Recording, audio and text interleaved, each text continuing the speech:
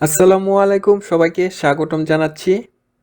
এই লেকচারে আমরা জানব স্বরে অ থেকে ও উ পর্যন্ত, এবং আমরা জানব মৌলিক স্বরধ্বনি কয়টি সেই সম্পর্কে। স্বরবর্ণ বলতে সেগুলিকে বোঝায় যেগুলি উচ্চারণের সময় ফুসফুস তাড়িত বাতাস কোথাও বাধাপ্রাপ্ত হয় না, ডাইরেক্ট উচ্চারিত হয়, সেগুলি হচ্ছে স্বরধ্বনি। সো অ থেকে ও পর্যন্ত আমরা এখন দেখব।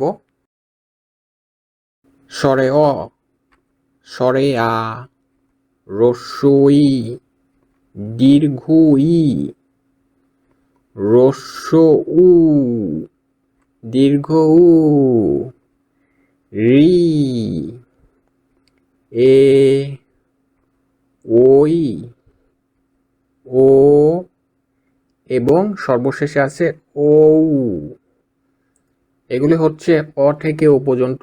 এই 11টি হচ্ছে বাংলা স্বরধ্বনি। মৌলিক স্বরধ্বনি, মৌলিক স্বরধ্বনি হচ্ছে 7টি। চলুন সেই 7টি মৌলিক স্বরধ্বনি দেখি। স্বরে অ, স্বরে আ, হ্রস্ব ই, হ্রস্ব উ, এ, ও। আরেকটি আছে, সেটি হচ্ছে অ্যা বা আ, অয়জফলা আকারের আ।